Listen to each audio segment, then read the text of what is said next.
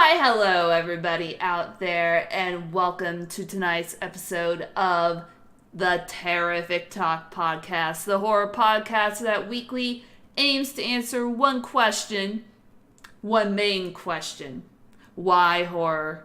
We have a fabulous episode for you tonight because tonight's guest is going to be the Twisted Girl Next Door, also known as Chauncey K Robinson on YouTube.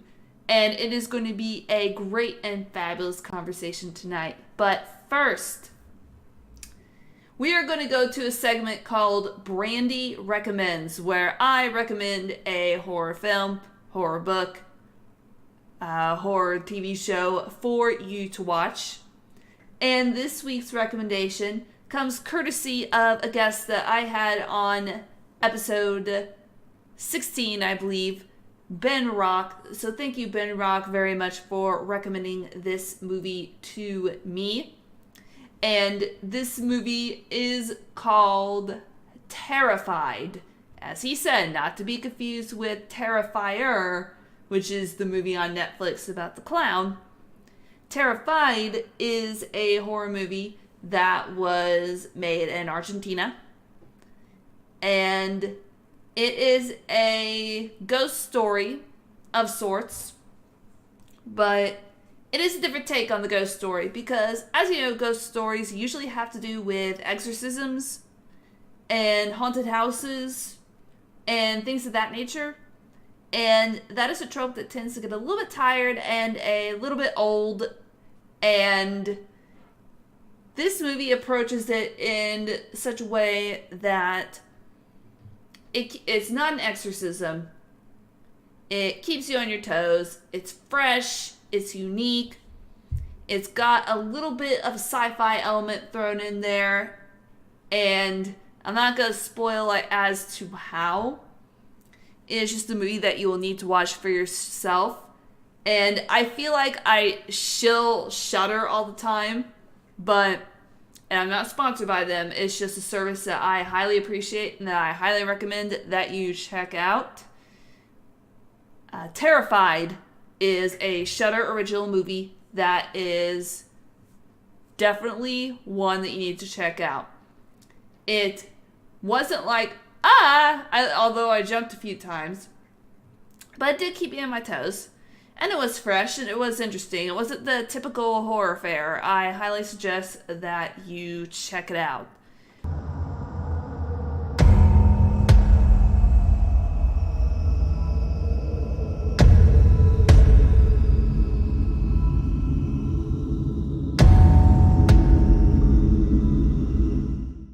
Terrorific Talk. And with me, there's a milestone here because I have my first YouTuber here on Terrorific Talk. So here I have Ms. Chauncey K Robinson, otherwise known as the Twisted Girl Next Door on YouTube. Yes. So welcome, Chauncey. How are you doing this evening? I'm good. Thanks for having me. I'm on LA time, so it's still a little early for me. So that's cool. So got the daylight. Yeah, we've got darkness and cold. So it's probably a lot warmer in LA than it is here in Missouri. Yeah, it was raining for a little bit, but now it's gotten a little bit better. I know, I'm complaining about rain, right? That's nothing. So yeah, well, here we have snow.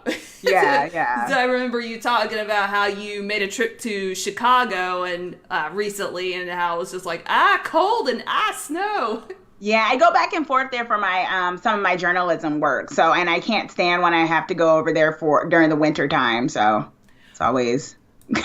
Oh, okay. So, what journalism work do you do?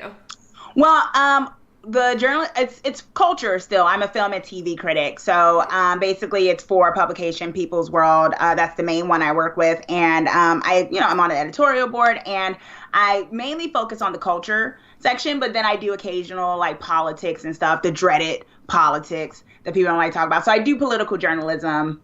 That's kind of like, I get paid for that too. So that helps. Yeah, so you get to spout off your political opinion and get paid for it at the same time. I love horror though the most though, so that's what I really want to start focusing on a bit more. But I feel really like just lucky to be able to work in media in general and have that be my main thing. Period. No matter what it is and what aspect, my writing and stuff, and talking to people about culture. So. Yeah, and horror can have political themes, so you could take like the two areas and kind of mesh them together. Oh, horror is definitely. I know there's some people, it's kind of controversial for some people when it comes to horror, and some people think horror should be totally apolitical, but I think those people don't necessarily always kind of connect it to the history of what we know with horror. So, and that was one of the things that drew me to the genre, was its progressive tendencies, or the tendency to kind of reflect society in such a fantastical way. So, with the politics, and politics can be a horror show. So, yeah, as in this case, an almost 4-year horror show. Yes. Oh my God. Sorry, I'm gonna. Yeah, absolutely. I have 3 cats. This is the life of being someone with cats. They suddenly pick the most opportune times to care to be around me. Yeah. Sorry about that. I had to let them out. Cats, they keep away demons. That's why I have them, for sure. That's the folklore. It is. It's a folklore that if you have cats, they keep out bad spirits. So they have bad attitudes, but they keep out bad spirits. So yeah, I used to be a big time cat person, but now it's just like dogs everywhere. I like dogs too. I definitely like dogs. So don't worry just about like if there's any interruptions, or like if you have to just like take a short break or something, because this podcast, it's like very just like conversation. So awesome. I like to call it an officially unofficial podcast. Awesome. Those are my favorite kind. All right, so we kind of jumped a little bit ahead into horror, but let me go ahead and backtrack and let you introduce yourself. So talk about just exactly what you do on YouTube, and if you want to talk a little bit about your YouTube channel, you can do that as well. Yeah, well, my YouTube channel, it's the Twisted Girl Next Door TV, and I've had it. It's going to be a year. I used to, in terms of like the consistent videos I've done with the horror, because just about a year ago, I really just decided I love being in media, but I really wanted to kind of focus in on the content of horror and stuff. So I thought, why not like a horror, dark fantasy kind of channel? I also talk about like dark superheroes and stuff like that. So I've been doing that consistently on my channel, and I'm a verified Rotten Tomatoes film critic too. So really what's great about Rotten Tomatoes, what they've done, they expanded the pool to make it more diverse and stuff for women and women of color and things like that. So what I'm able to do with my channel is a lot of horror reviews of movies and TV shows, which is kind of the main focus of the channel itself. And one of the things I've recently connected back to it is my blog, which is pretty much an extension of that, just kind of in wording and my thoughts, kind of expounding a bit more on some of the videos and things of that nature. So yeah. Were there kind of doubts when you started on YouTube? Because there are a lot of horror channels on YouTube that do like horror movie reviews and horror show reviews. So were there ever like doubts when you started, like, oh man, there's already so much of that on YouTube. Like, how am I going to compete? I mean, it's YouTube. I think if you're not on YouTube, it can feel like a mystery, right? I feel like it's one of those things like people don't know, like, do I just post a video and does it go viral? Does it not go viral? I don't know. I'll just put it up. I'll post once a month, or maybe I'll post 5 times a week. It's one of the things where I love learning. So one of the things when I went to it, I was like, I need to figure out how these I had to get tech with it. I'm not the most tech savvy person, but in terms of like social media and like algorithms, things of that nature, just how it works, because like anything, there are so many people on so many things, right? Like there's billions of people on the planet. There's so many people doing so many things. So for me, it was kind of like, well, I could pick this thing that I think I'd have a lot of fun in, or I could try to pick something where I think it's not as many people. And I wanted to go with something I had a passion for, even if, it can seem like a daunting thing. And you're right, like there are so many people on YouTube, right? Yeah. And I mean, I'm still a growing channel. I just reached my milestone of like 800 or so subscribers, which I'm really proud of, because in like just some months, and I know there's, people who are trying to like get, who have been doing this for like 8 years or so and things of that nature. So to be someone who's just been doing these consistent videos for some months now and getting such a great response has been great. Someone actually called me a unicorn on there in a positive way, because of the fact of I am a Black woman, a young Black woman doing horror. And one of the things they said, they was like, I don't usually see someone like this, doing this sort of thing, and as a woman of color, like really like leading on it, sort of a deal, and I think that really meant something to me, because I really do think representation matters. And if nothing else, that kind of spurred me ahead to keep going with it, because of the idea of just kind of being able to give people that inspiration to say, yeah, you exist, we exist, we love horror too, so. Yeah, they're all I love the horror community because there's all sorts of different kinds of horror fans. And you came into my purview just on the like YouTube recommends. I was watching something related to the 2018 Halloween, and I like saw like one of your videos in the sidebars. It's like, well, really, what's that? And I kind of and I clicked on it, and it's just like, oh, okay. But then like I kind of forgot who you were, like, for a series of months. And then you came back into my purview with that awesome video about the 5 overused horror tropes that need to be left behind. I was like, oh my gosh, like, yeah, I kind of remember her, but now it's just like, this is freaking awesome. So it's just like, you are my new favorite horror YouTuber. Thank you. I appreciate that. I mean, and you're right. Like, the horror community and just people in this community have been so cool and welcoming. I know there's a whole thing when it comes to certain fandoms and stuff where people are like, man, it can be really hard to try to join certain, like, like the superhero community and comics and stuff. That's a whole thing, because I like comic books too, but I have found with the horror community, people have just been so welcoming and so helpful. One of my faves, Did Meet James, that YouTube channel, and James and Chelsea over there have just, just such support and just such cool people who really just have a passion and love for what they do. And that comes through also in your videos. And one of the things that also attracts me to the videos is I'm a research nerd. And I could tell that there's a lot of research that goes into your videos. So about how long do you spend like researching on, like, say, a horror topic, like if you're going to do something about like a movie review, or like, say, your overused horror tropes? About how much research does it take, like, to do a YouTube video? I mean, it depends. Like, I have a segment where, like you mentioned, overhyped horror, and that one I tried because, when you go after classics, you got to kind of come with your stuff legit, because if you don't, there's going to be someone who's going to be like, well, you missed that one point in 1972 when this person said this. And so I have to make sure I come like correct. So when I do the research, particularly for the classics, it takes me a little bit. Like, I'll rewatch the movie, or if it's my first time watching it, I'll watch it.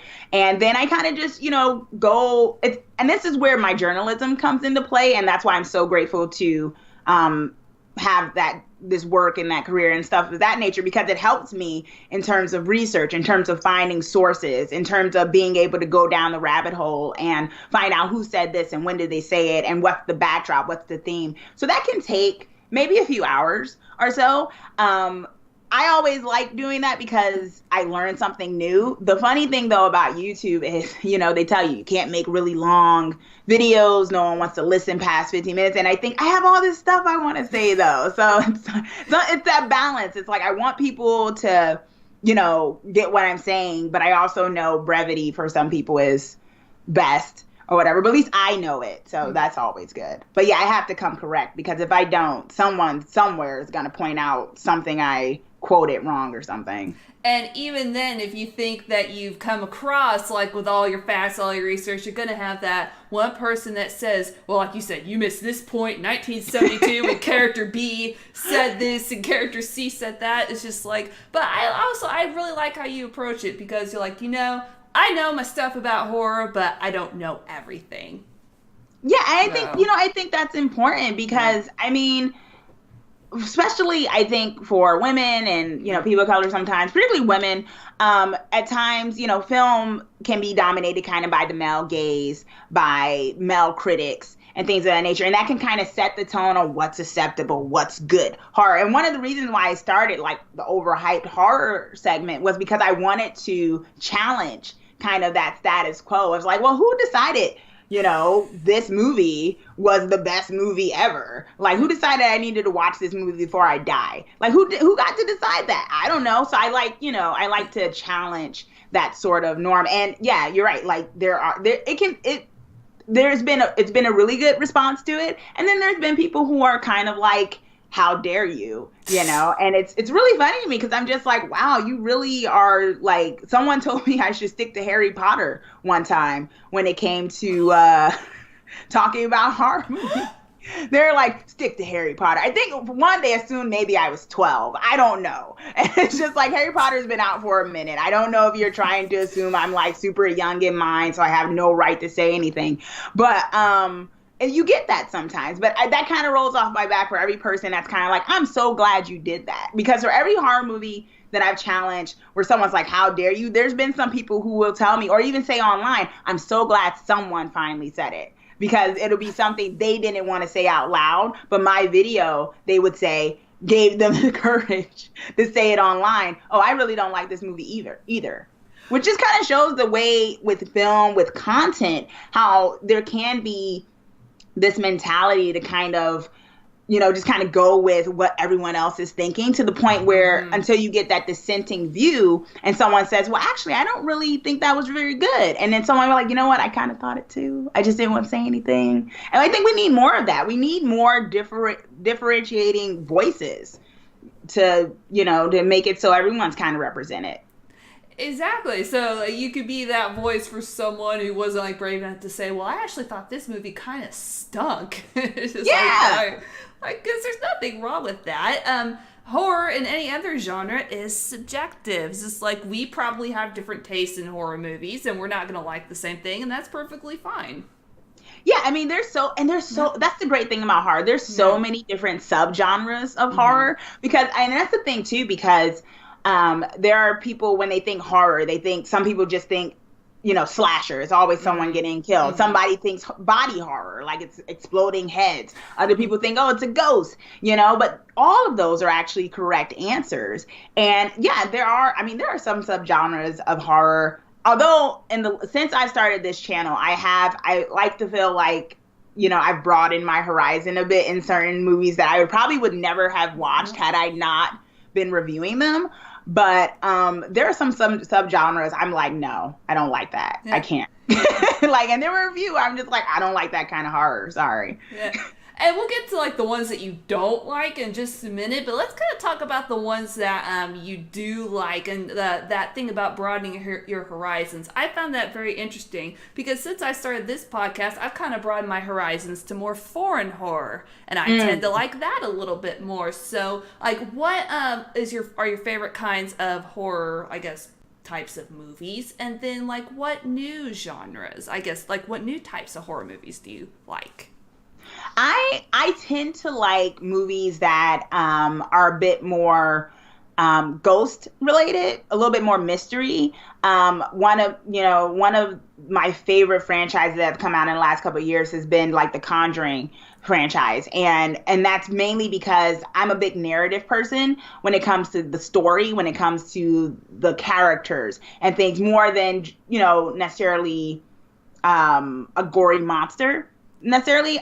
So I tend to, sometimes in my videos, I say less is more, for me, just because I think if you can really build up the fear that I don't know what's in the dark. I don't know what that is yet, but I'm still terrified. I think you've done your job. So I tend to like those more. I tend to like those kind of ones that stay with you. Like, yeah, those are like the Haunting of Hill House series that came out on Netflix. Like, I absolutely love that because it was so full of character driven. And yeah, there was a few ghosts here and there, but it was really about that fear of the individual. And then in terms of like the expanding ones, body horror. I've never really been into that. Like the whole idea of, I still haven't approached it yet, but I've been meaning to want to watch, what is it, Phantasm? I think that's the one where I haven't seen any of those movies. And I usually would avoid them because I saw clips and I'm like, oh, no, thank you. Like, I don't like that. I don't like that thing people, So now I've seen a couple of movies that have changed my viewpoint where I do think, oh, this can be good narrative too. This person isn't just totally relying on a head exploding or something like that. This is also a plot line here, and maybe I can appreciate that. So, which I never thought I'd be into. So, yeah. I would highly recommend Phantasm because it's just one of those movies that I first thought, this is going to be really weird and trippy. And yeah, it is like weird and trippy, but I thought it was just like, it was weird, but also fun and kind of creepy at times. I would love to see you do a video on that and see your take on it. Yeah, no, there's so much there's so many of them, and that's one of them that I just really want to dive into because I'm just like, you know what, I kind of read up on what the plot line was about this different dimension. I'm like, well, what is this? Like, what is this storyline? And so it just drew me to it. But like I said, going off of just like clips I had seen people posting here and there, I was like, oh no, like, is that the crux of it? And like I said, I just think recently I've just been able to expand my horizon in terms of what I'm willing to get into. There is still some horror that I still am just like, no. But yeah. Yeah, let's get to that. What is the type of horror you're like, I will never ever touch this ever? Okay, so I'm probably gonna get some flack, but I am not a big fan of those like home invasion type ones. Like, I'll sit through some of them where it's a little bit more. I thought The Strangers, right, was the first one was pretty good because it was based off of something that kind of maybe happened and everything. And, it plays on the reality of the world, that there are real humans who can be quite evil and things of that nature. But I think for whatever reason, there had just been like such an explosion of those kind of movies where it's just like, there's so many movies where it's just like a really crappy person and they're just like getting in the house and randomly targeting this happy family or a person and just doing really stuff that you watch on the news, And I'm not, and like I said, although I say horror can be greatly reflective of society, I think it's usually done in such a creative way where it's like you can still enjoy it as a horror movie, yet it is reflective on themes of society. And I think movies like that sometimes are just like, you literally just took something I heard on News at 11 and made it 2 hours. You know what I mean? Like, I literally just had to watch this person get raped and then killed or something like that. And I'm just like, that's not entertaining to me. Like, I don't particularly care for movies that I think they're useful depending on who makes them. Like, I know rape revenge is a thing. Horror movies, I don't sit through those. I can't. I think they're a little bit gratuitous at times. Sometimes. I think it depends. I think it depends on who makes it, though. Because sometimes, yeah.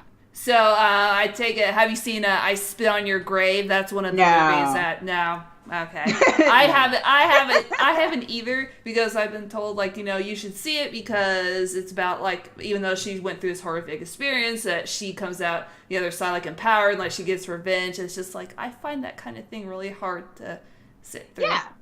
But this goes back to the whole idea of, who makes it, what days they're making it for, because I honestly don't think rape scenes need to be in movies necessarily, not graphic stuff like that, because we know it happens. It happens every 5 minutes to a woman in the world, stuff like that. I'm just I don't see any entertaining value to that. And even if she comes out strong, why is this in a horror movie? There was this movie, I'll call it out, Thanksgiving, where the turkey sexually assaults the woman before it beheads her.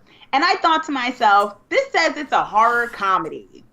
What? And I was like, what is funny about that? It's not funny at all. But these are the things. And it's a great thing about this genre, right? You just find so many stuff. It pushes you to your limit. Sometimes it pushes you over your limit. You love it. You hate it. That's one of the great things I love about horror. But every so often, you get these movies where you're like, oh, who made this? Why did they think that was a good thing?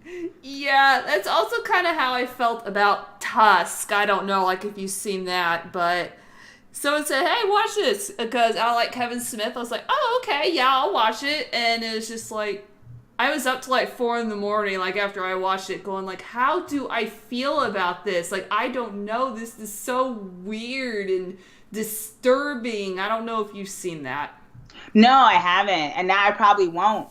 So yeah, I don't think that would be up your alley, because I watched that and I was just that meme. Why though? That's why though? Yeah. But why though? Right? Exactly. Yeah. Yeah, that's one of the things I actually started doing in my videos was trigger warnings segment. And that, once again, that's the great thing about YouTube too. It's not a total social media platform, right? It's a platform that has content people can take in. They can be passive when they take it in, but it's also content they can be interactive with. And one of the things what we're talking about now, I thought to myself, I watch movies where, you have that website, I think, Does the Dog Die, that people go to. Uh-huh. But I also know for myself, if I watch someone's review, it'd be nice, in between someone saying, this is such a great movie, da-da-da, and then I watch it, and then there's that one scene where, animal, who I love animal, gets blown to smithereens right in front of me or something. I'm like, wow, it would be really nice to get that kind of warning, and that's the thing with, I try to think of my reviews and stuff as a service, as a product review for people. So just when I take in a movie, I want someone to include something to tell me, okay, this might not necessarily spoilery, but at least enough to tell me, if you don't like that, you may not want to watch this, which I think is helpful. I mean, why not, Yeah, it's please warn me if the dog is going to die in this movie, please. I don't like that. I hate that. Oh my gosh. I honestly, I'm so over it. That's in my trope video. I'm so over it. Me too. It has come to a point where if in any movie, if I see there's a dog in it and the dog ends up surviving, I'm just what, really? This happened? Yeah, I think it's almost think it's kind of, I think at times I love tropes sometimes because they're tried and true. There are things we're used to, boy meets girl or whatever and falls in love. Those are things, they're not inherently bad. But I do think there's overdone things where, people kind of, it gets lazy narrative. You just know sometimes when an animal shows up that this is what the person's going to do to prove to you that this killer's real evil because, hey, they just killed the cat. And it's well, we know they're evil because they're killing people. I don't need to know they're evil by you killing, Puffy, or, you know what I mean? I didn't need to see that to prove your point. But they do that so often where it's just it's kind of almost, it's just narrative. It's just lazy narrative in my opinion. Yeah. So. Yeah, it's not a horror film, but there's points where I could forgive it, John Wick, for example. Oh yes. That scene tore me to shreds, but then it's just he took it and then just used it to plan his badass revenge just against everybody. It's yes, you go, John Wick. No, exactly. Oh my gosh, I love the John Wick series. Yeah. I am in love with the John Wick series for that very reason, because yes, that is such a tough scene. But I felt if anything, it was kind of you know what?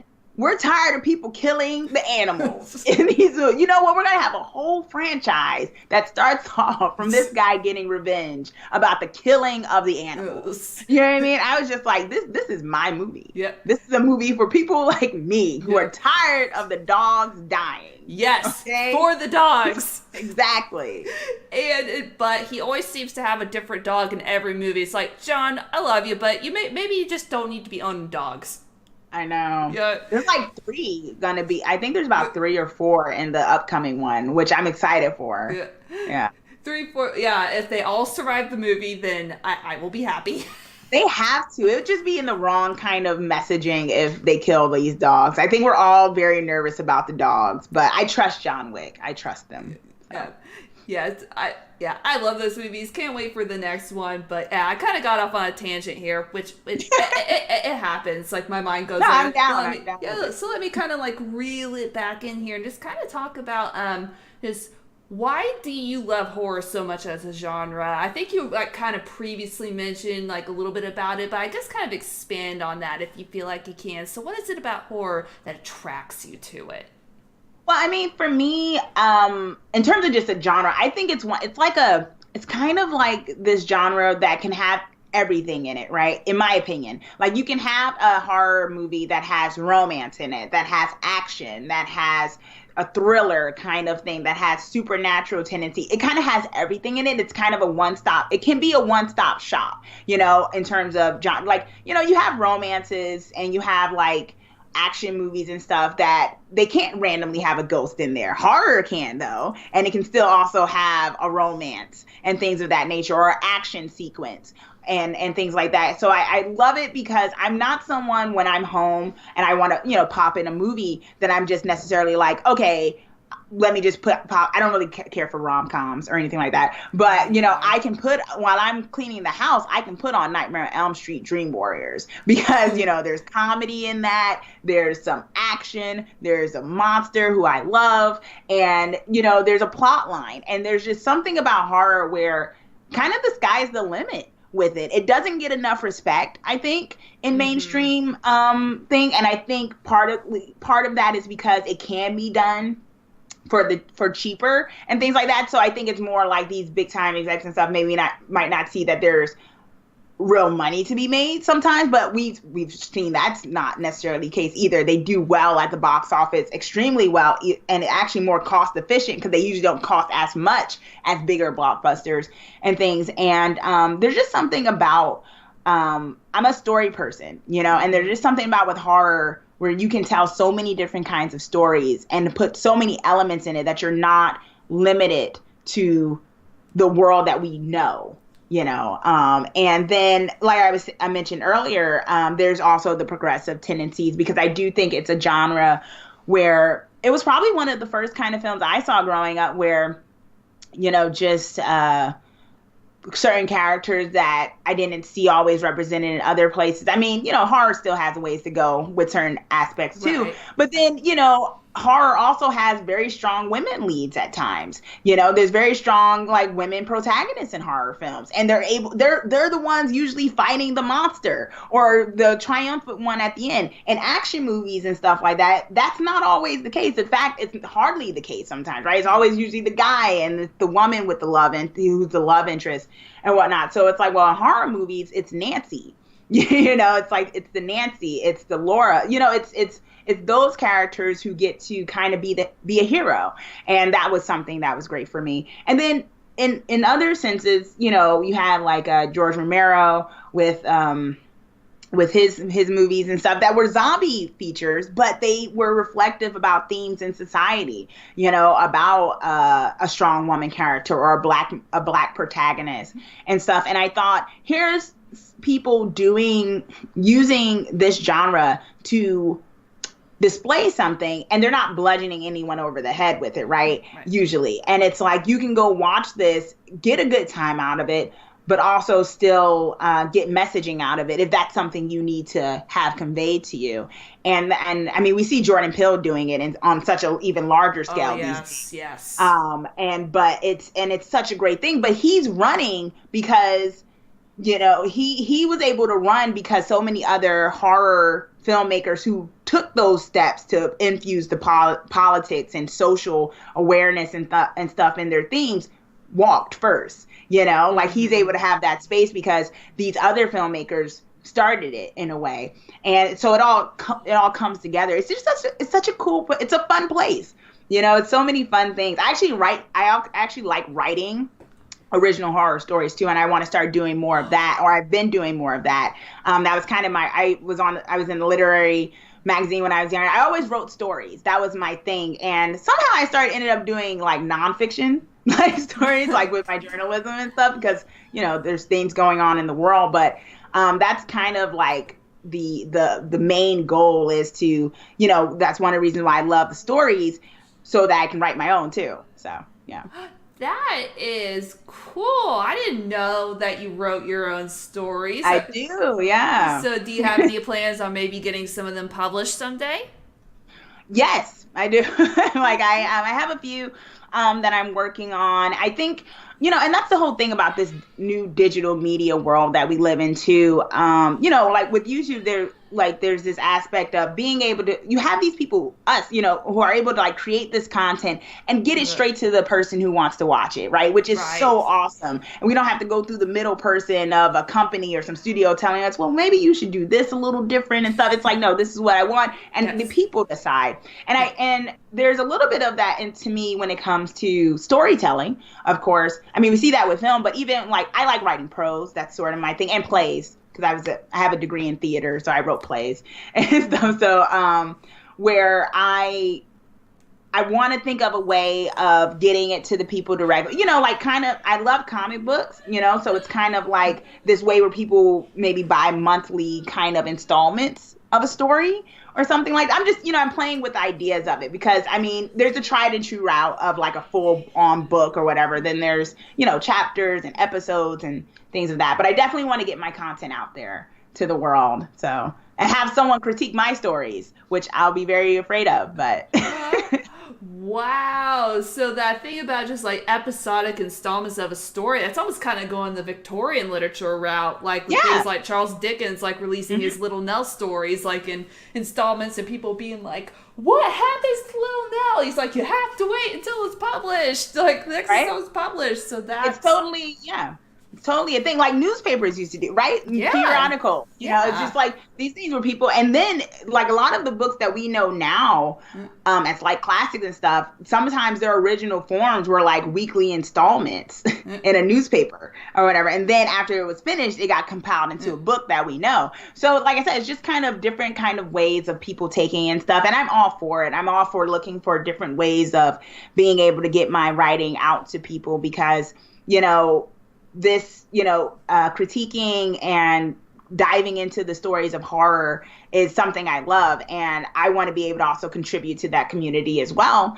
So, people can, see those stories too. Yep, so Chauncey will be bringing it back. You heard it here, folks, in story installments. Yes. See, now that I've said it out loud to someone else, now I have to hold myself accountable. Yeah. So. It's just like, someone goes, oh, I'm going to take that idea. Like, no, it's mine. Like, yeah. No, there's lots of good ideas out there. It's just like, that's what I also just love about the creative world just as a whole. All sorts of different ideas, like ways to do things. And it's just like, it's just a matter of jumping on that horse, so to speak, and just taking the opportunity. Yeah, exactly. Yeah. All right. Now, I want to ask, because I always find it fascinating, on nearly every podcast episode that I've done, this is episode 18, so we're quite a little bit of a ways into it now, the one commonality is that everybody had an early experience with horror. So they're like, well, when I was 5 or 6 or 10, I watched this and it creeped the bejesus out of me. So I was just kind of wondering if you had a similar experience and introduction into the horror world. Oh, yeah, for sure. Yeah, well, when I was growing up, I had majority boys around me. I was like the baby. I was the baby girl. And so you can imagine when the older people would leave and I was being babysitted by these boys who loved horror and things. Like a lot of the men of my family, they love horror. They love that and like karate type movies. It's one or the other usually. I don't know what that's about, but they like either one of those. And I remember one of the things my mom, I was seriously afraid of Nightmare on Elm Street, which funny enough has become like my favorite franchise ever. But I was seriously afraid of Freddy Krueger because I think I'm such a daydreamer. I'm someone who's always kind of in my head thinking of different scenarios and imagining things. So the idea that there's this entity that can just, if I doze off for a second or something, he comes and kills me, really creeped me out. And then one of the things though is my brother Damon, he really likes Nightmare on Elm Street too. So what he would do, he'd want to watch the movie because it would come on TV at the time. And my mom would be like, don't watch it with Chauncey, you know, because it will give her nightmares. So what he would do though, I'd want to sit with him in the house and he'd watch it anyway. And what he would do though is when Freddy would come on screen, he put the blanket over my head so I couldn't see Freddy. But this is the thing, I could still hear Freddy, right? I could still hear his voice. So I would go to bed hearing this voice of Freddy and being creeped out. And then also, when we would all be over my granddad's house, what they would do sometimes if I walked out of the room, I'd come back and then everyone would disappear. All the boys would disappear. And then suddenly someone is like scratching on the window outside and then whispering, Chauncey, Chauncey. They do this to me a lot. So I was, I don't want to say hazed into the horror thing, but it was kind of like, well, it was either fight or flight in terms of like, okay, I got to conquer this thing. And so I think that traumatized me for a bit, but not like in a serious way. And then a few years later, I just finally watched Nightmare on Elm Street. And I was like, I really like this, you know? And I think, I don't know, there's just something about those stories and just the idea of like everything's for grabs in horror movies. And I think I sort of maybe just used it to conquer my fear because I was so terrified of Freddy Krueger to the point where I ended up embracing him. But that's the thin line of fear, right? It's usually of the unknown. And so then you know it, and it's like, well, maybe I don't hate you. I mean, yeah, I think it's something like that. Sort of philosophical. Yeah. Freddy Krueger is pretty, you know, you got the big three in the slasher genre of the 80s. You have Freddy Krueger, Jason, and Michael Myers. So I don't have to ask you really which one's your favorite because you kind of already made it clear. I love Freddy Krueger. And Jason is a close second, though. So Jason is a close second of mine. I'm not. I like some of the Michael Myers franchise, but I'm not. I got some issues with Michael Myers. Yeah, yeah, like especially like in that video where you reviewed the 2018 Halloween. I remember you saying just one of your biggest kind of pet peeves is just what is Michael Myers really? Like, what is he? And I think it had to do, like, I agree with you, a lot of the fact that there was the first Halloween, which John Carpenter made in 78, but then you had all these ones in between, and then when this one came out in 2018, it's like, well, ignore all these. It's kind of hard for people to, like, ignore all those. And when they talked about possibly making a sequel to the 2018 Halloween, it's just like, well, if you do that, then you kind of destroyed the whole Michael Myers mythology with that, if you're going to do that. Yeah. So yeah, I think it's one of those things where it's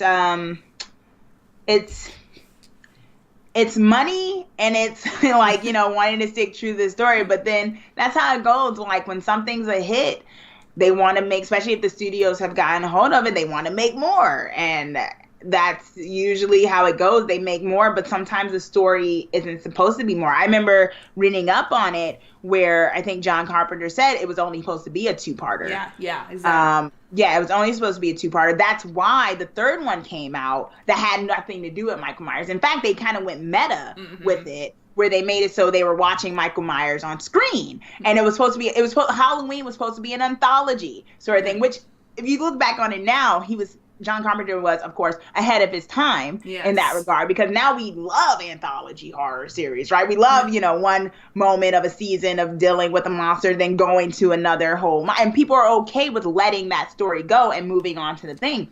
And when this came out, though, people just weren't ready to let go of Michael Myers.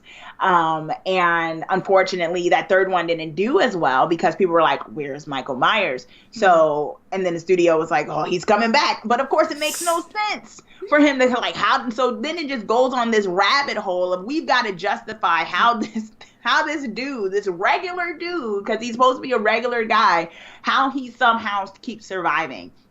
And the problem is, I guess it wasn't until like the fifth or sixth one where they kind of did make a decision on him being possessed and all this other stuff. But I mean, when it takes like 5 to 6 movies, I kind of feel like at this point you're kind of like, well, we got to say something, because how can this guy keeps getting shot. So unless he's got, you know, and it never, and I think I do think it's my thing about being someone who's really about story and narrative, where I'm like, I thought there was a dropping of the ball with that, because I guess that's why I like, Freddy and Jason a little bit more, because they did make a decision. I mean, yeah, even with Jason, it took maybe up to the third movie for them to make him undead, but they made that decision and they went with it. They went deep with it. You know what I mean? It was like, oh yeah, he's really dead and he's just a corpse.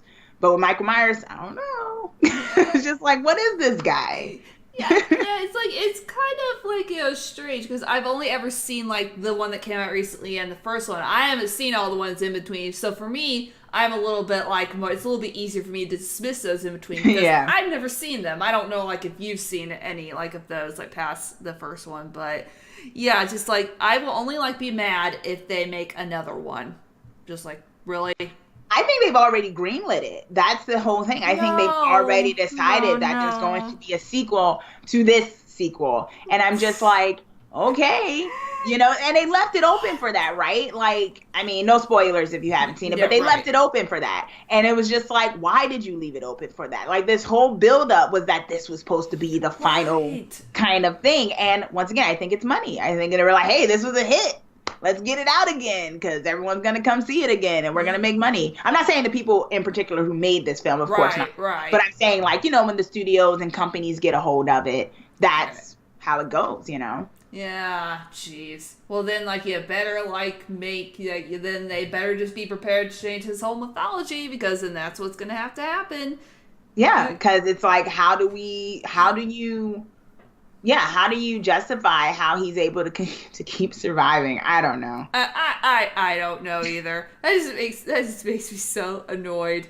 And before like I get up on my soapbox, and I notice that you have a soapbox and I have a soapbox, and I better get off of this soapbox before I just go on this giant rant. So you said that Jason is a close second to you in terms of just like favorite like slasher icons. I guess one of my main, I wouldn't even say it, kind of like pet peeves about it, is that all like the ones that came after, like, so the first one and the second one and even the third one felt they kind of had a continuous story, like, to them. All the ones after 3 seem a little bit disjointed. So I don't know if like you have that kind of feeling about the movies that came after 3, or if you've even seen them. Like, what are your thoughts on that?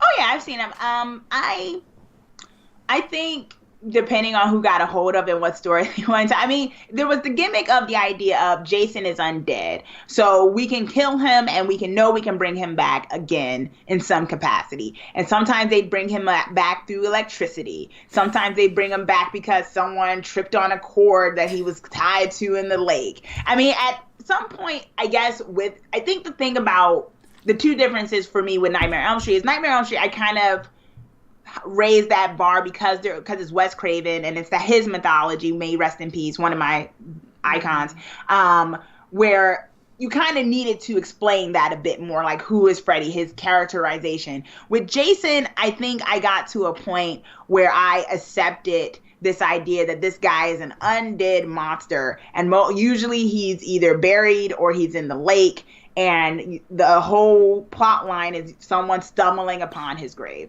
And in a way, you can kind of, I don't want to say it's an anthology just with the same monster throughout, but each time there's a different plot line. I mean, there was only one where they were trying to make the character Tommy, like this new kind of like they were trying to pass the baton, like he was going to be the new Jason, but that didn't work because once again, it was one of those things where people weren't ready to let go of a monster and people wanted Jason to stay around. And so they had to scrap that more so because of the fact that people weren't necessarily receptive to the whole thing of a new Jason. But I usually just take him as a creature feature. And what makes the Jason movies usually great for me is I tend to always like the cast of expendable people that they put in it. Like there's been some ones where they've had some really interesting, funny, kind of dynamic characters or actors in there where I'm just like, okay, you're all gonna die. Most of you are gonna die, but I can watch this and enjoy it for what it is. Like there was only one time where they tried to really make it deep, and that was with Jason Goes to Hell, which was not good, in my opinion. And one of the reasons was because they really tried to make the mythology deeper than what it was. Like suddenly he was kind of Michael Myers going after family members. I'm like, what is this? You know, I mean, because, you know, New Line got a hold of him. And they kind of wanted to make this epic kind of thing with Jason. And it was like, no, he's a monster at the bottom of the lake. Like, just keep it that way. Keep him going to Crystal Lake. You don't need to redo it. But then again, I don't know if you take my word for it. There's a really cool podcast, Kill by Kill podcast, that did they really dive deep into it. But I mean, I know you can probably take my word as a grain of salt, because one of my favorite Jasons is Jason X. So I know that's Jason Goes to Space. Yeah, I know. People can judge me. I'll take it because I really like that movie. Because it was just so much meta and it's great kills. Once again, with Jason, I know. It's just like with Jason, honestly, I take him as a creature feature and just give me some great kills and Jason doing some good killing, and I'm satisfied, you know, so. I am judging you so hard right now because you just Jason X is really good. He gets an upgrade. I mean, the characters were funny. I feel like it's one of those movies where people dislike it maybe just because it's so different, but they tried something and they stood in their truth. I appreciated what they tried. I enjoyed it. That, and for a time, I'll even admit, Jason Goes to Manhattan was one of the ones, wasn't my favorite, but funny enough, that was the one I always kept looking at because either it had always been on network TV or something, but I saw Jason Goes to Manhattan, and he was only honestly in New York for like 20 minutes. Yeah. But yeah, that was one of the ones. But to me, the best one is, I think it's New Blood, where the girl has telekinesis or telepathy or whatever. Is it the 7th one? Yeah, I think it's the 7th one. And like, that was my favorite one. I think that's the best of the franchise, because Jason actually meets a formidable foe in the sense of the girl having powers. To me, that was the closest that we were going to get to something epic that was justified. But yeah, I like Jason X. It's one of my faves. I think it's one of the best of the series. One, not the, but one of the best. Okay, I can forgive you saying it's one of the best. As long as it's not the best, then I'd be like, why though? That's what I'd be like at you the entire time. No, well, what did you think was the best one? The one I thought was the best, I actually really liked the second one. Second one, okay. Yeah, well, that's when Jason emerges himself, yeah. Yeah. No, that was the one. Yeah, I ended up liking it actually like a little bit better than the first one because like who doesn't like potato sack Jason with like the one eye hole like cut out in his head. I like that one, I do, but I can't take him seriously either. Like it's like he's walking around with, like you just said, potato sack on his head. He's got these overalls, and I'm just like, I can't take this killer seriously. Why hasn't no one been able to kill this guy yet? Oh. What is going on? Okay, wait a minute. You can't take him seriously, but you can take Cyber Jason more seriously. Oh, that's a deadly Jason. I mean, that guy, I can understand how I'm being killed by that guy. A dude that's barefoot running in the woods with a potato sack on his head. I'm kind of questioning how everyone's getting killed so quickly. Like, it's just like no one sees this guy coming. Like, I don't know. Hey, it's Hillbillies and horror. And that's a funny thing too. I always looking at there was an interesting plot, interesting kind of, I love people who are like horror scholars too, because there's such deep stuff to get into on the women question, but you mentioned Hillbillies, and I don't know, like, I haven't gone too deep into it because I want to do more research before I form like a total opinion. But I know there have been people who have a real issue with kind of the portrayal of people who, because usually it's like associated like working class, working poor people as somewhat backwards. They eat people, they kill people in the woods. And you have a lot of that sometimes in a lot of genres too. Like they're the easy mark of the villain in movies, which I think it's interesting. I think that's an interesting angle. I'd be interested to see more of like kind of movies like that to see just if that's true or not. Are you thinking of going like kind of recent movies or like past movies? Because I'm thinking like, okay, one of the most famous, of course, is Texas Chainsaw Massacre. So there's that. Yeah, I love that movie. I saw it for the first time recently. Oh my gosh. Yeah. So I honestly had seen the first. I had seen the 2000. I think it was the 2003 one. That was a good one. I actually didn't like it. Really? Because it seemed so much, and maybe because I was, you get desensitized seeing movies similar to other movies. So I was like, oh yeah, there's a killer and he has a chainsaw, cool. And it's like some, backwards family, blah, blah. But that 1970s one, just the way it was shot, I was actually uncomfortable, like in a good way. I was like so creeped out by the way this was done, where it was so scary to me, and I was actually surprised I was scared. But yeah, it kind of goes off of that because I did research on what went into the whole Texas Chainsaw Massacre and what the creator was thinking, and it was this idea of people being out of work because of companies, corporations up and leaving towns and leaving wastelands. Like, we've seen that in Detroit. I know, for example, I'm born and raised from Jersey, and Camden, New Jersey was a big thing when the Campbell Soup Company left them, and it became a desolate town and stuff. And it was so cool that he used that, once again, horror being progressive, where it uses this kind of reflection of what happens to people when they're out of work. I mean, we know not everyone starts eating people and stuff, but, there's that question of that. And I think that was probably the one time when it was done well, where using that theme made sense, because it wasn't really a reflection on working people, but more so a reflection on society and how they treat people who are out of work, the underemployed. But then there are other movies where it's like, don't go in the woods because there's just people who are in the woods and like to eat people. There's a lot of that too. Yeah. So what is that? I think it's that Hills Have Eyes. No. The Hills Have Eyes was like the desert in Nevada, I think. Desert. The government. Yeah. Wrong Turn, I think, is like that, right? Where there's like some hillbillies and stuff. Hillbillies just get a bad rep. Yeah. These, mountain people, stuff like that. And I do think it's a little bit of that judgmental. We don't know these people, so let's make them villains type of thing. Which is why I really also like the movie Tucker and Dale versus Evil. I don't know if you see that one. Yes. I have a friend, she really loves that movie. But it's also because of the fact that it plays on that thing. People are all automatically assuming, oh my God, they want to kill us. And it's like, no, actually, we're like regular people, right?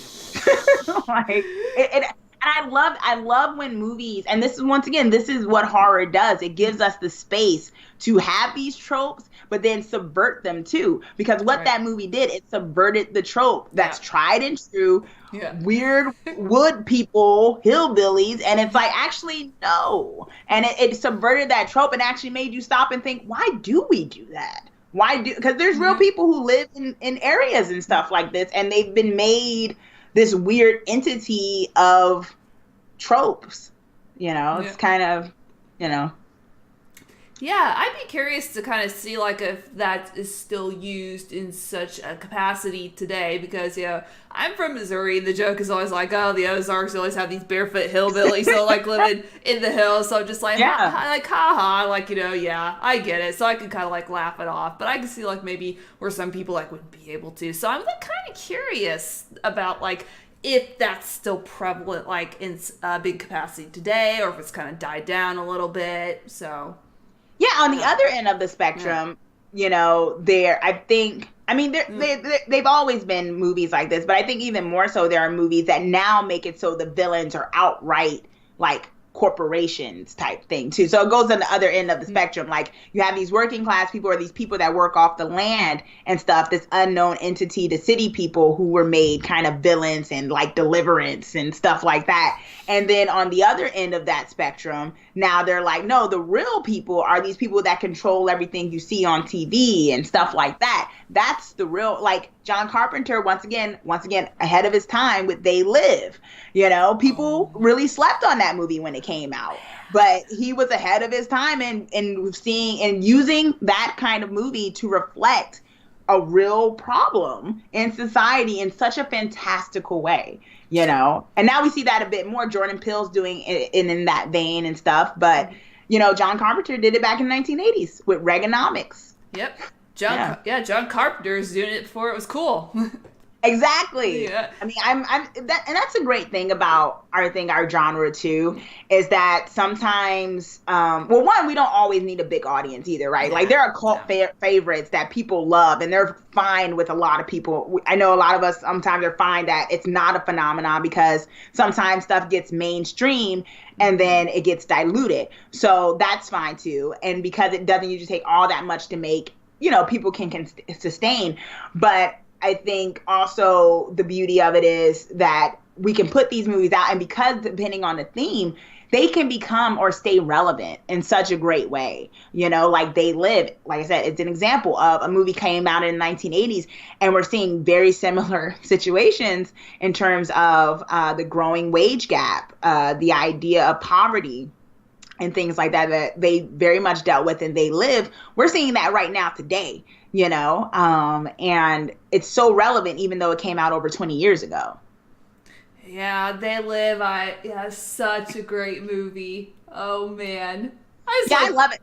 Go ahead. I love John Carpenter's period. Yeah, no, I really like John Carpenter. The one movie, though, I cannot sit through, and it's probably just because of my gag reflex or whatever, I can't sit through The Thing. Like, I can't sit through that movie. It's so nasty in terms of certain elements. I can't sit through it. What? It is my favorite horror movie, like, ever. That is, like, my number one. That dog scene with the dog and the... I can't. I'm just like... like, I can't do it. Okay, I will admit that is a very hard scene for me to watch. Like, if I can, I, like, fast forward through that scene until it, like, gets to, like, the torching, like where Child's, like, torches it. But I just, like, yeah, so that's, if I can, I fast forward through it, but if I can't, I'm just, like, there's another scene, I think, with the guy, was it that scene? There's nothing with the guy and his body starts, like, his head's crawling around. I was like, I can't. I'm like, I can't sit through this. I appreciate the movie. I appreciate everything else, but I'm like, those things are so interwoven. I'm like, I can't sit through that. Oh. That's my one John Carpenter movie I can't sit through. Yeah, it does have its gross elements, but definitely. But I think the idea that I like behind it is just the idea of isolation and just like there really being no way out, and you're not really fighting for your survival, like your own personal survival. You're fighting for the survival of humanity. So I think that's what attracts me to that movie, like, a lot. Oh, yeah, for sure. It has great themes and stuff. I'm waiting for the day that someone maybe makes the cut where they take those scenes out for me. If anyone, I'm making a request, if anyone wants to make that for me so that I can sit through this film, I would love you forever. Just cut out all those scenes. Make that edited version that I don't have to watch. Yeah, The Thing, the Chauncey edited edition with the dog scene removed. The Thing, like, totally just watered down. I know, I can't, though. I have my limits, but that's the great thing. Like you said in the beginning, like, horror fans, we have so many different kind of sensibilities, but also we have so many different things that we love that can be very different from each other. You know, we're not a monolith, which I love. I think it's awesome. Right, and I like it how we could just be like, oh, I like this. Well, I really didn't like this. So we're not like, oh, your opinion is so wrong. Like, you know, you hear like most of nowadays. It's just like, oh, well, why didn't you like this? Like, I want to hear why. Like, that's what I hear of a lot in horror, and it's so great. Yeah, the horror community, like I said, it's just been so welcoming to me.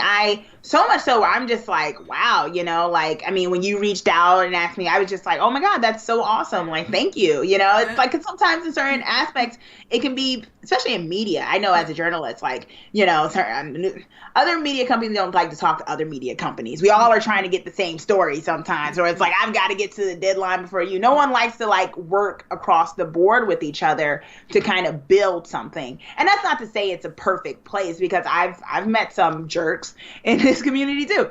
But I've met, I think, the positivity has weighed out way more than any of the negative aspects, which has been just so great. It just makes me want to dive into it even more. I'm just really excited about 2019 with just like I said, with my original writing, with growing the YouTube channel more and my blog and connection with it. I'm just, excited to be more and more into the horror. I just love it. Yeah, I haven't encountered too many jerks in the horror community as well. So it's just been like really nice to see. And I like I said, I love that you agreed to come on here because like I always like tend to something that I always like tend to mention like every podcast. I always tend to tentatively approach it like, well, they're gonna say no because they're gonna be like, they're gonna be like, that girl. Like, why do I want to talk to her? No, I appreciate it. I love talking horror, especially, with women, and it's just awesome. It is. There's something else that I wanted to like ask you, like more, it's kind of cycle back towards your YouTube channel now. So you make all sorts of different types of videos. So you make you have the Bloody Blake breakdown where you talk about like break down movie trailers, you have your movie reviews, you have your like little fun videos that you do like the horror tropes one, but is there like a specific type of video that you like making like maybe more than the others, or do you just like, I like it all? I like them all for the most part. I will say the horror trailers are probably the most fun when I get to respond to horror trailers because, with my reviews, I take it from a perspective of, I take it from a perspective of analysis, right? So what I'm usually doing is with my reviews, I'm dissecting it. I'm like, are these characters worthy? Because it's a product review more so, because I'm dissecting this movie to tell the viewer, should you watch this? Is this something you want to give your time? And why would you want to give your time or why not? So it's kind of have a task to do, even though I enjoy it because I probably enjoyed or whatever in the movie. But with the horror trailer, it's so organic. It's like, I don't know what this is. And I'm such an emotive type person because maybe it's my theater training or something. So I respond. I love laughing. I love responding. I love using my hands, things like that. So with the horror trailers, I'm experiencing it for the first time with the viewer too. And there's just something really cool about that. And they're just the easiest to edit, which is always nice. I just kind of put the thing on top of it. And, people, like one of the ones that was probably the most fun was, the John Wick one. I did a trailer reaction to John Wick, and I was just so excited for that. But I also did for the Us trailer with Jordan Peele, the Jordan Peele Us movie that's coming out in March. And that came out on Christmas Day. I wasn't even home. I wasn't in LA. I was over in New Jersey. And I woke up, he put it out on Christmas Day at like 6 a.m. And I was on East Coast time. And I woke up, it was there. And I thought to myself, okay, I'm at my parents' house. I don't even have my normal setup. But I really want to do this trailer reaction. And, it's one of those things, too, about the community online where it doesn't always need to be like glossy and look like it comes from like network TV type stuff. In fact, people don't like that online a lot of times. Sometimes they like relatability. They like the idea that they're in your room with you. They're hanging out with you. There's something more trustworthy to people about that. Yeah. And so with my trailer reaction, even with my reviews too, but with trailer, it's like, hey, I saw this thing I really want to check out. Come and check it out with me. And I get to do that. And I always love when people comment and they say, oh my gosh, I laughed at that same time that you did. And that was really awesome. Or I really liked your reaction to that. I love when you laugh like that. That's awesome. That's a connection, and that's so organic, It's not scripted. It's just, let's go with it, which I that's the best kind. Yeah, and I noticed that you always have that vibe like across your other YouTube videos as well, just like your setup like right here. It's just like I can tell like you're in your room, you got like, movie posters up on the walls, and it's just like, hey, look at me, like, I'm just, I'm just in my room chilling, let's chat about, let's watch this trailer together.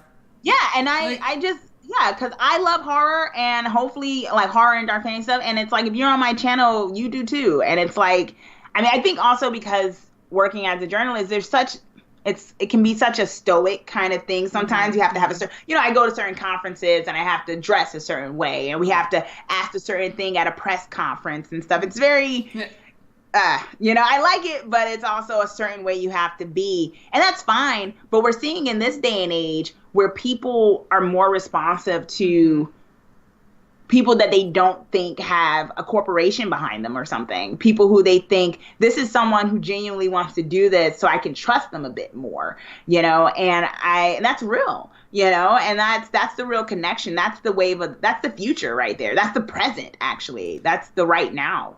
That's why we see so many people on YouTube and stuff being able to do so well as they do, because you look at some of these channels, and I know the ongoing joke is like, this person's 12 and they're just doing pranks. But there's a lot of YouTubers, like, that's the surface kind, but honestly, if you look at the real statistics of who does well, it's actually it's actually grown people, and they usually have product reviews, or they have a comedy thing, or they're, playing, they do video games, stuff like that. And it's really this relatability where someone gets to spend time with someone that they like the personality, and they like what they have to say about something they're interested in too. It's kind of that peer sort of, I don't know, experience that people really still like, Yeah, there's of course there's some edits, but it's not like, the whole, you mentioned, glossy, straight to network TV kind of thing, because I do agree there is this more of an element, I feel, of trust, on YouTube, doing podcasts too, and on Twitch, to where you're just getting the genuine unfiltered reaction. And it's just kind of with things on TV, sometimes you're just should I even trust this? I don't know.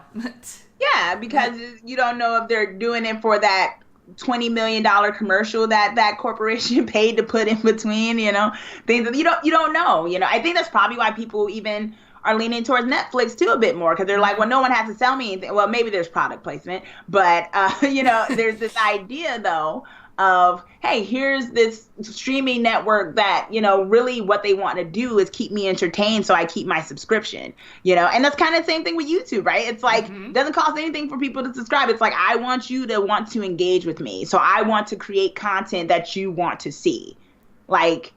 How more tailor-made is that, as opposed to, at times with network TV where, soap operas came about literally because people were trying to sell soap. Soap operas started on radio because they were selling soap. Yes, it was, Martha, don't do that. No, Tony. But in the midst of it, was, I've got to go wash my hands with this great Dove. This is all stuff to sell you things. That's what it is.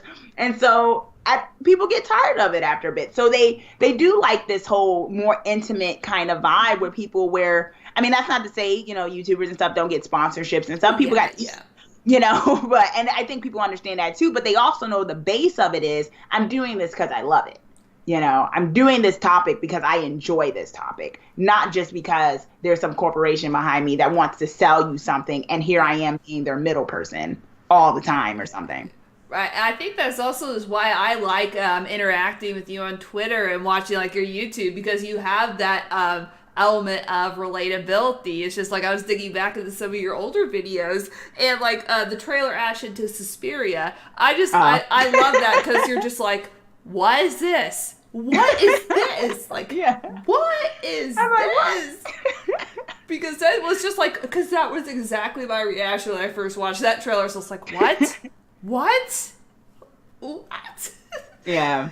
I'm actually, I have not seen the new one yet. I have it.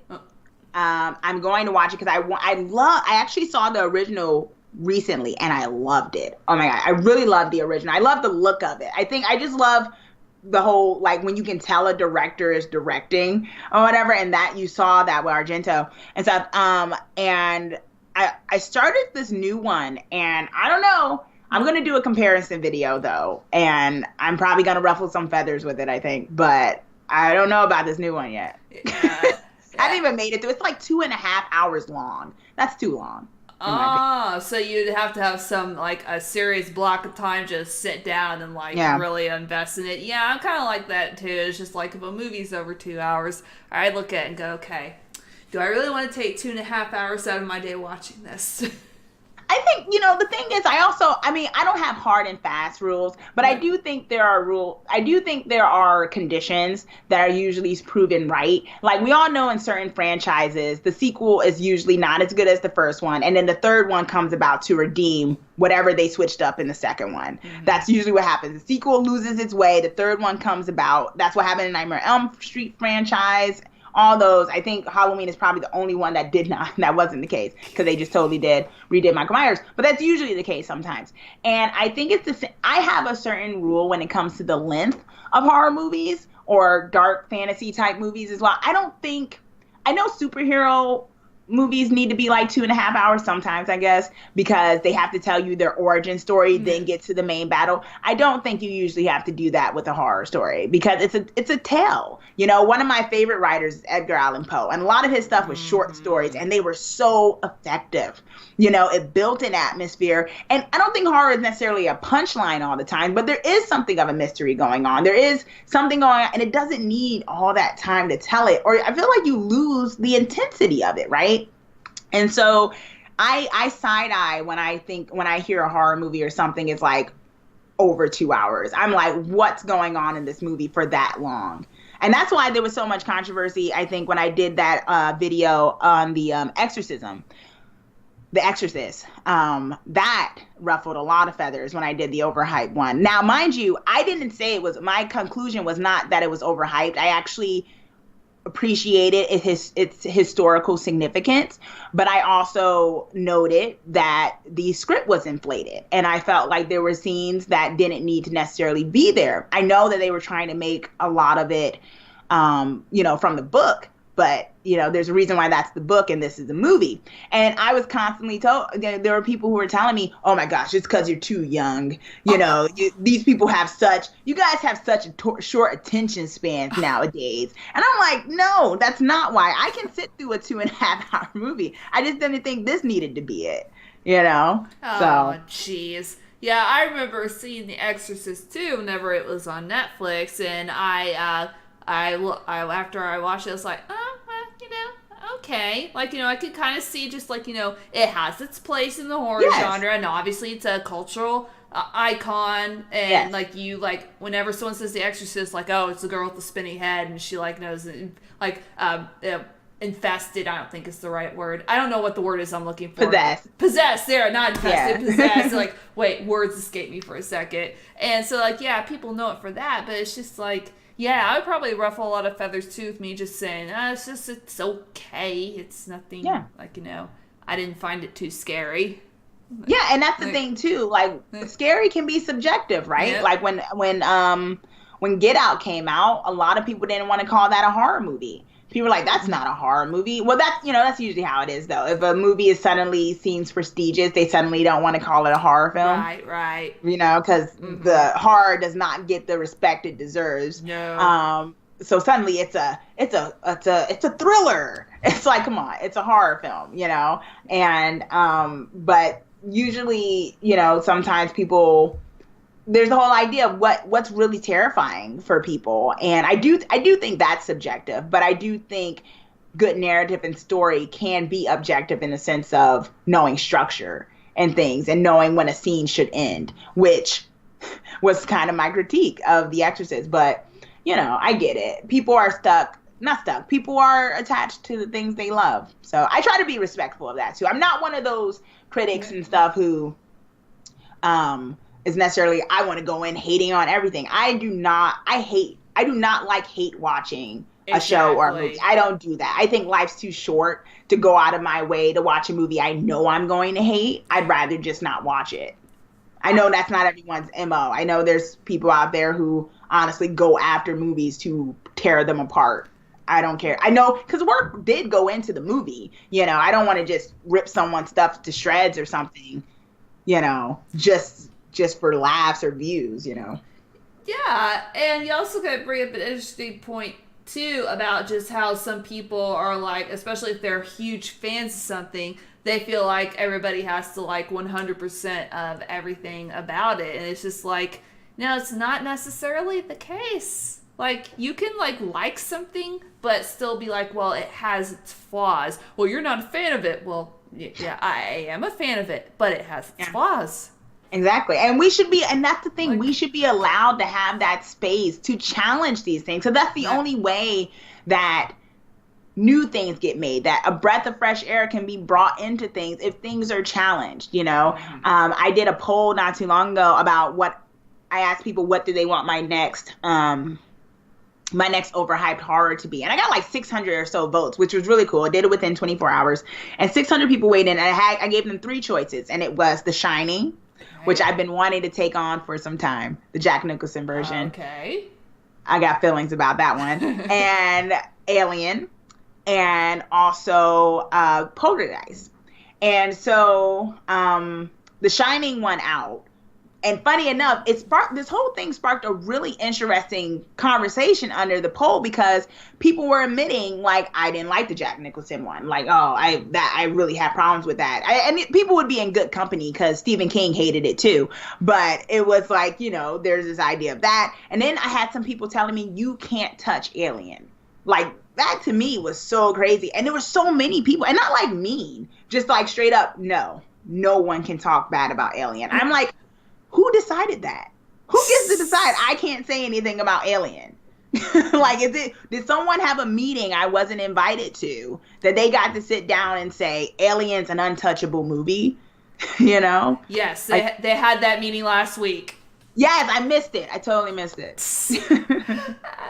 I would agree up to a point about those like movies kind of being overhyped, maybe in some way to where they're talked about all the time. So it's just like, okay, like I'm kind of sick of hearing about it now. Like, shut up, like, you know, that kind of thing. But I liked like each of them in their own different ways. But it's not like a movie I would go to saying, or they're not movies I would go to saying, I want to watch a movie. Let me pop in Poltergeist. Like, that's not really just like, and even then, I don't go to some of these movies saying I'm totally going to rag them. You know, sometimes I watch a movie, like I watched the Texas Chainsaw Massacre, like I said, thinking I'm going to say this is alright. And I came out of it loving it. I was like, oh no, this was totally justified.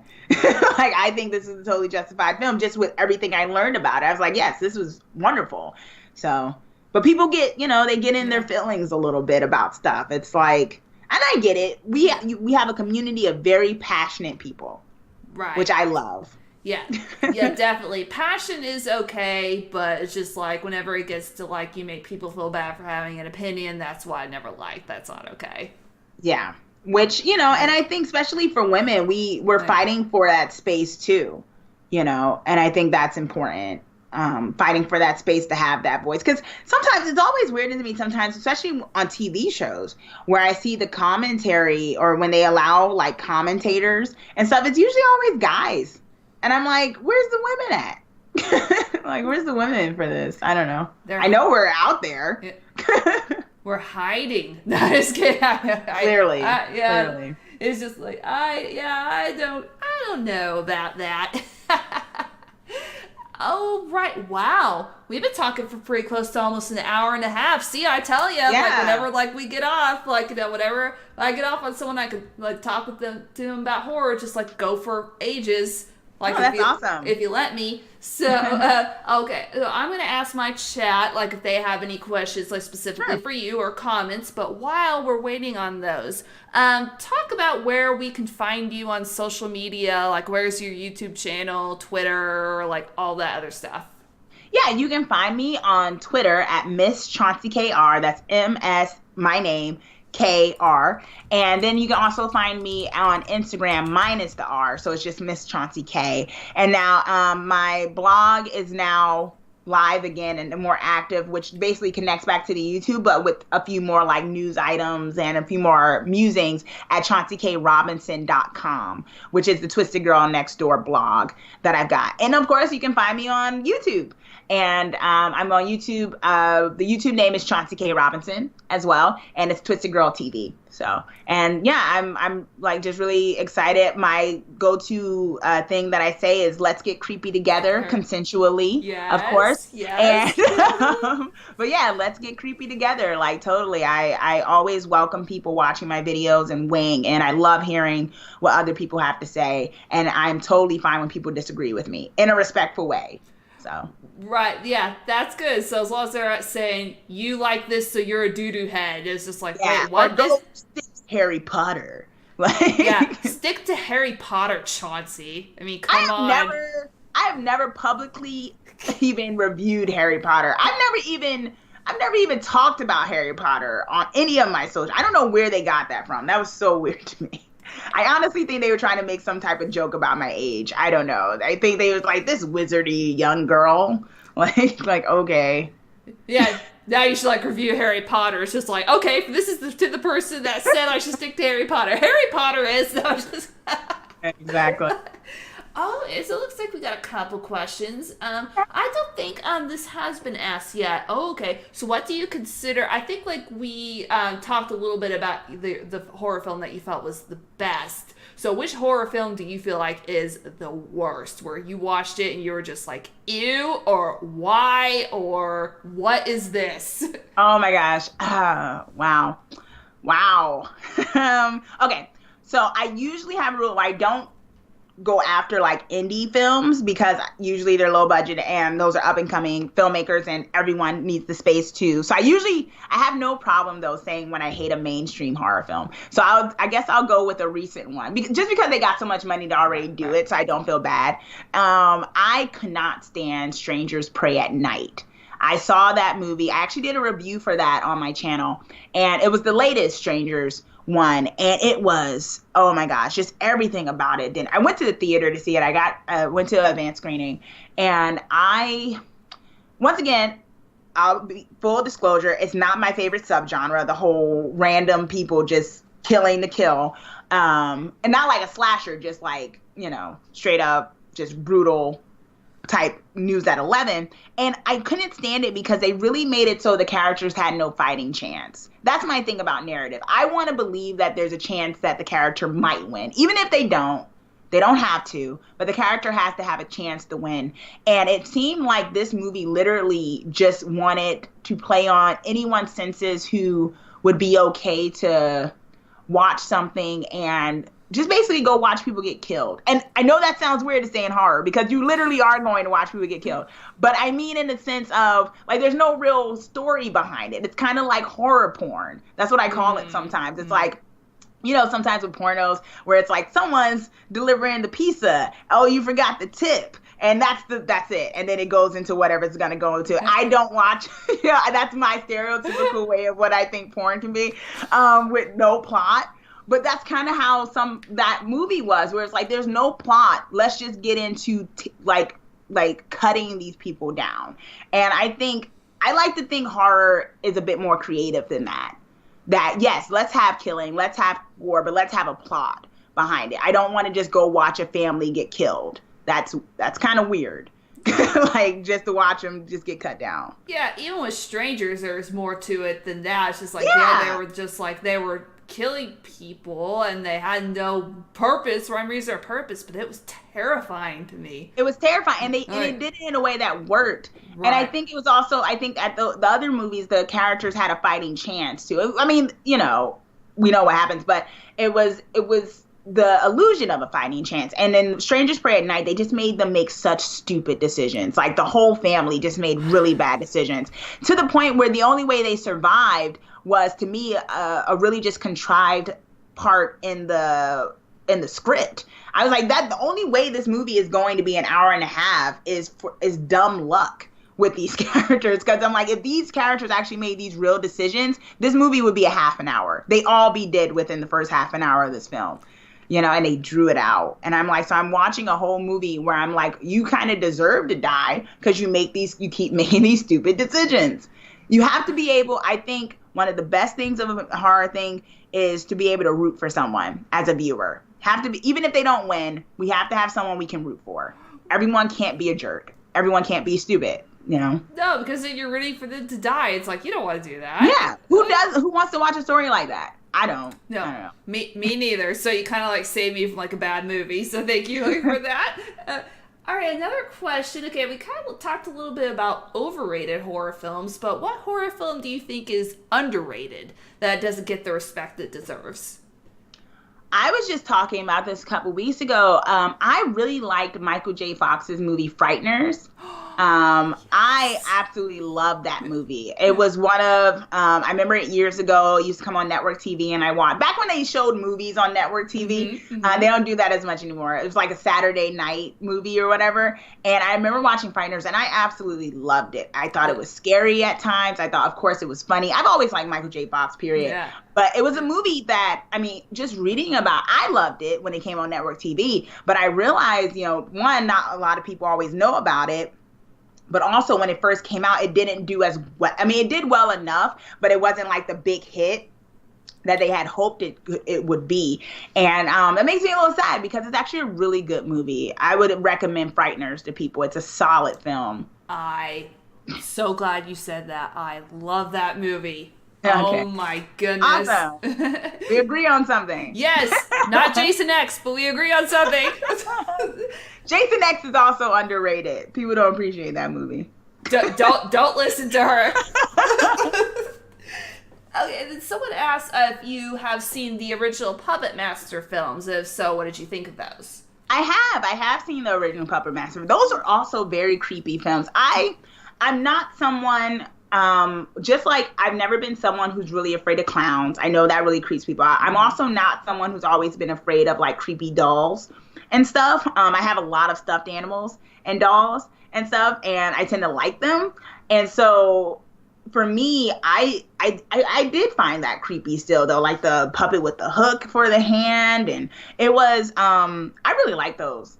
Though that was, and you know, the one thing I love about horror, like the good horror to me, I'm not a big fan of CGI in horror films. I can't stand it because I'm just like, why do we need computerized stuff? There's so many like practical effects you can do that make it feel like something. And there was something about these dolls, like some of it I think was claymation, some of it was like them moving the things around, and it worked. It was creepy and it worked. So I actually really do like the Puppet Master franchise. I think Puppet Master Third Rec or something came out not too long ago. It was very indie. I didn't get to watch it though. What? I know. It just sounds like such a weird title for a film. It's just like already. Yeah, I don't know. I think there was like one of the puppets was a Nazi. I'm not sure. Okay, if we get rid of that trope too to horror films, that'd be good. I'm tired of seeing that. Like that could go bye. There's a bonus like tip number, like the trope number 6. Yeah. Yeah. Like no. This is also a really good question. What do you think of the trend of remaking classic horror films for a modern audience? Yeah, I think it's a fine line for sure. We are getting so many reboots, so many remakes. The Chucky one is about to be a movie. It's also about to be a TV show. Candyman, Jordan Peele said he's going to do Candyman. I think it depends. I think if you can respect the source material, because you kind of have to question why you're making it, right? If you're just making it to make a quick buck and you're just saying, oh, we need this to be more flashy and, because people can't appreciate the original. Well, one, you're insulting the original as though it didn't have longevity enough. Yeah, some stuff is dated. Some things, you can be like, oh, that's kind of cheap looking now. It won't be as effective in terms of fear. But some stuff does have the test of time. Like, I would love with the Candyman remake if they get Tony Todd to be Candyman. Like, I know some people are like, you need to have a new Candyman, but he's still around. He's still he does so many movies a year. This is like a hardworking horror icon right here. And it's like, you're redoing Candyman, he has to be in it. It was the same thing with Nightmare on Elm Street. I could not stand that remake. Oh my gosh. They changed everything about what made they totally messed up the characterization of Nancy. And that's dear to my heart because Nancy is like my horror woman icon in terms of a heroine in a movie. And they just totally messed up her whole characterization. And then, I don't know what they were doing with Freddy. And I just thought they didn't respect the source material. So if you can respect the source material, then it can work. Like, for example, I thought the new Friday the 13th, where I think the creator said it was the sequel to it, I actually liked that one. I thought it was the guy from Supernatural. I think he was the lead of it. Yeah. And I liked that movie. I thought it kept with the whole thing of Jason being this real killer. The kills were good. They had a cool mix of characters, expendable bodies, as I like to call them. And it all worked because they respected what the origin of the Jason franchise was. So I think it depends. Like, the Jason remake was great. The Nightmare on Elm Street one was horrible because, also, no offense to the guy that played Freddy in that one, Robert Englund is still around. He could still totally have played Freddy. Why didn't you do that? Why didn't you just have Freddy? You know, he's still around. You know, respect our horror icons. Yeah. Since, like, on the one hand, like, I did not like the Nightmare on Elm Street remake either. I haven't seen the new Jason one, so I can't, like, comment on that. But oh my God, like, what the hell were they thinking? Just like with exactly. Freddy's, just like, he may be innocent. Oh, psych, he's totally not innocent. It's like, why did you try and make me feel sympathy for him? I don't need to feel sympathy for him. I like him because he's a dick. Yes. So, yes. And it's just, so I'm kind of glad that Robert Englund wasn't in that trash pile. I am like, too. So it's just like, yeah. So we respected our horror icons in that way because he wasn't anywhere near that movie. Yeah. So, oh man, so now I feel that this is a good spot to wrap things up, as much as I'd like to, like, keep you and, like, talk with you, like, for hours. Thank you for having me, and thank you to people who ask questions. I'm like, oh my gosh, people actually wanted to ask me questions. That's awesome. Yeah, it's like, of course they'd want to ask you questions. Why wouldn't they?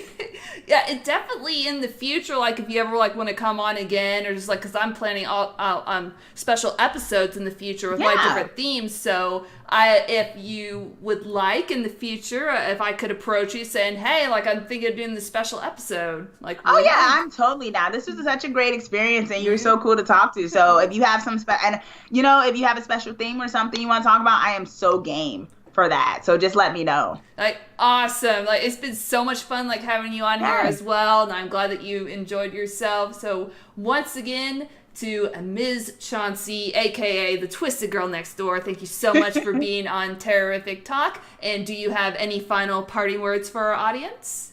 Let's get creepy together, y'all. Yeah. So I will be talking with you again soon. Okay. Bye.